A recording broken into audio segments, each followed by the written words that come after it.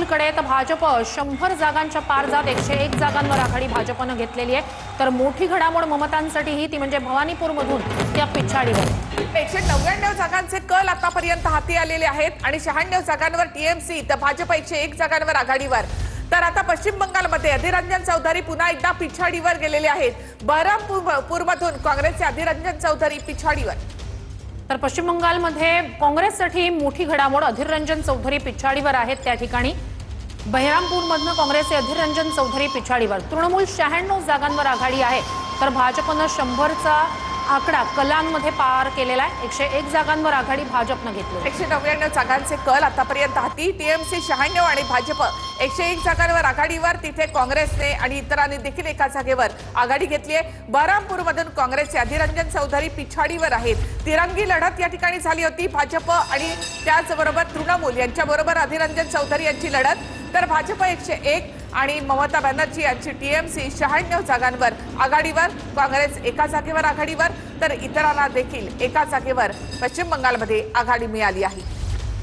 तर पश्चिम बंगालच्या बहरामपूरमधनं काँग्रेसचे अधीर रंजन चौधरी पिछाडीवर आहे। 2024च्या पराभवानंतर पुन्हा एकदा ते विधानसभा निवडणुकीच्या रिंगणात उतरलेले आहेत। काँग्रेससाठी त्या राज्यातलं एक मोठं नाव, मात्र ते सध्या म्हणजेच अधीर रंजन चौधरी सध्या पिछाडीवर आहेत। त्या ठिकाणची बहरामपूरमधली लढत जी आहे ती तिरंगी आहे। तामिळनाडूमध्ये कोल्हापूरमधून पोस्टल मतांमध्ये स्टॅलिन पिछाडीवर आहेत। पोस्टल मतांमध्ये मात्र स्टॅलिन यांना पसंती मिळालेली दिसत नाही। कोल्हापूरमधून पोस्टल मतांमध्ये स्टॅलिन पिछाडीवर आहेत। तर तामिळनाडूमधली मोठी महत्त्वाची घडामोड पोस्टल मतांमध्ये स्टॅलिन त्या ठिकाणी पिछाडीवर आहेत। ते सलग 4थ्या विजयासाठी म्हणून कोल्हापूरमधनं रिंगणात उतरलेले आहेत।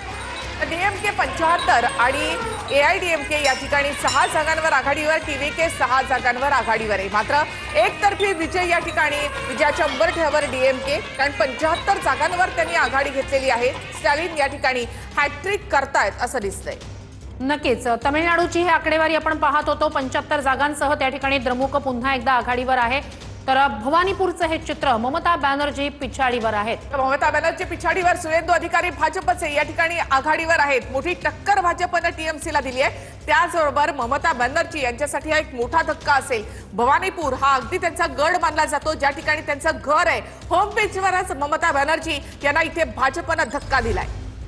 तर पोस्टल मतांमध्ये स्टॅलिन आणि विजय दोघंही पिछाडीवर आहेत। तामिळनाडूमधली ही महत्त्वाची घडामोड, पोस्टल मतांमधले हे अपडेट्स, स्टॅलिन आणि विजय दोघंही त्या ठिकाणी पिछाडीवर आहेत। पोस्टल मतांमध्ये स्टॅलिन आणि सुपरस्टार विजय या दोघांनाही या ठिकाणी पसंती दिलेली दिसत नाही। मात्र तिथे निकाल कल मात्र वेगळे आहेत, कारण तामिळनाडूमध्ये डीएमके 75, एआयडीएमके 6 आणि विजय यांची टीव्हीके देखील 6 जागांवर आघाडीवर। पोस्टल मतांमध्ये स्टॅलिन आणि विजय हे दोघेही पिछाडीवर आहेत। तर पोस्टल